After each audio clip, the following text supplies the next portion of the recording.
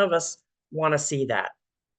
Civilian deaths are unavoidable in war, especially in such a dense urban environment as Gaza.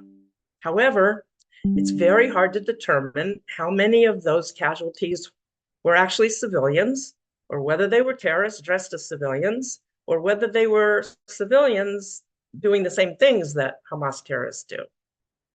It's significant to note that the IDF reports it has eliminated over 14,000 Hamas terrorists. So when Hamas gives a number of how many, quote, civilians are dead, you have to take that into account too, that according to the IDF, at least 14,000 of the people who have died in Gaza are terrorists.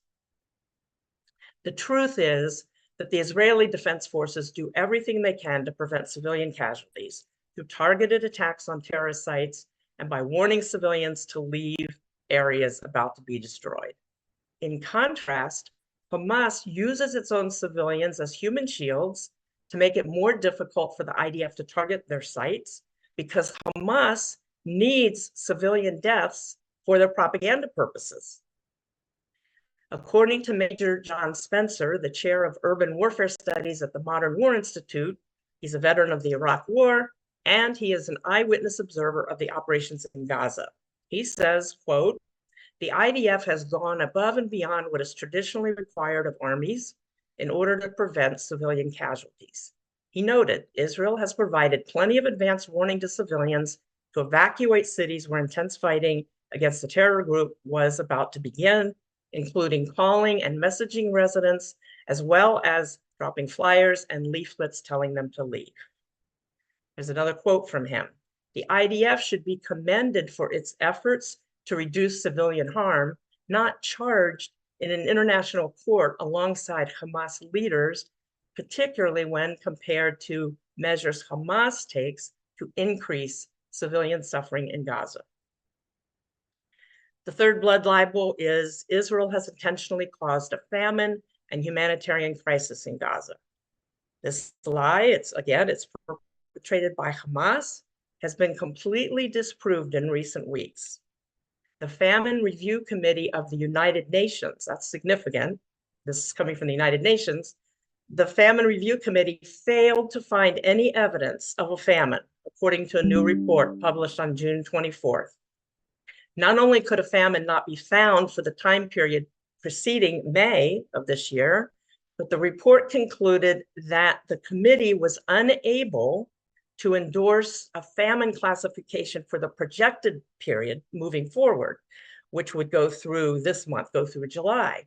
So in other words, the Famine Review Committee didn't expect to find a famine in the months of May, June, or July either. This is very significant considering the UN doesn't usually take positive positions towards Israel. A second report comes from COJAT, the Coordinator of Government Activities in the Territories. In its report titled Discrepancies in UN Aid to Gaza Data, it states, "Given the humanitarian situation in Gaza, accurately collecting and reporting humanitarian aid data is of great importance. In light of the centrality of UN data, it is critical that it be accurate and provide a complete picture of the aid going into Gaza. There are, however, significant gaps in the data presented by the UN and the data collected and published by COJAT. Their conclusion is, after a thorough review and analysis of the data collected by COJAT and UNRWA, which is the UN organization responsible for collecting the data and with humanitarian aid, we have identified underreporting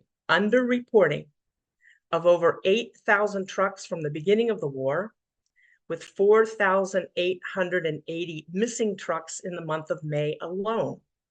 So in other words, many thousands of entire trucks full of provisions that entered Gaza, that Israel is allowing to enter Gaza daily, thousands of these trucks were not reported by UNRWA, the UN agency on the ground.